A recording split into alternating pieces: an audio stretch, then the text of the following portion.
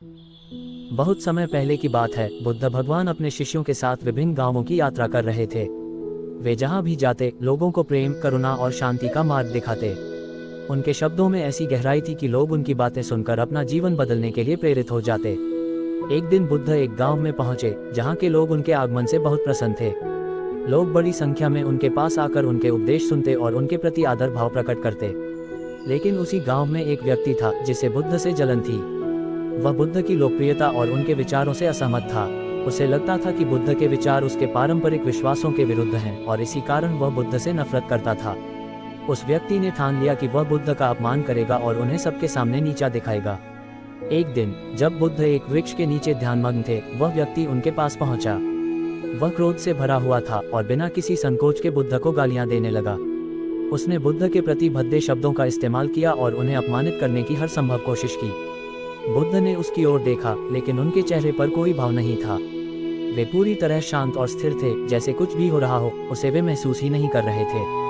वह व्यक्ति चिल्लाता रहा, गालियां देता रहा, लेकिन बुद्ध ने कोई प्रतिक्रिया नहीं दी। ये देखकर वह व्यक्ति और भी क्रोधित हो गया। उसने बुद्ध से कहा, क्या तुम सुन नहीं रहे? मैं तुम्हें गालियां दे रहा हूँ और तुम चुप बैठे हो। तुम्हें कोई फर्क नहीं पड़ता। बुद्ध ने धीरे से आंखें खोली और शांत स्वर में बोले, अगर कोई व्यक्ति तुम्हारे पास एक उपहार लेकर आए और तुम उसे स्वीकार न करो तो वह उपहार किसके पास रहेगा? वह व्यक्ति एक पल के लिए चुप हो गया। उसने सोचा और कहा, स्वाभाविक रूप से उपहार उसी के पास रहेगा जिसने उसे लाया है।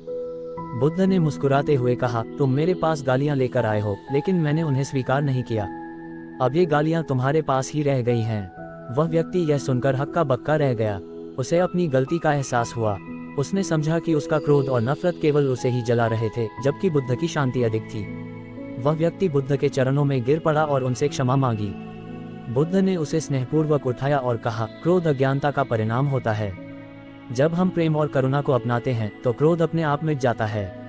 वह व्यक्ति उस दिन से बुद्ध का अनुयायी बन गया और उसने अपने जीवन को शांति और करुणा के मार्ग पर चलाने का संकल्प लिया। तारांकन सीख। तारांकन इस कहानी से हमें यह शिक्षा मिलती है कि दूसरों के द्वारा दी गई नकारात्मकता, गालियां या अपमान तब तक हमें प्रभावित नहीं कर सकते जब तक हम उन्हें स्वीकार नहीं करते। शांति और धैर्य की शक्ति सबसे बड़ी होती है और यह हमें किसी भी परिस्थिति में स्थिर और सशक्त बनाए रखती है।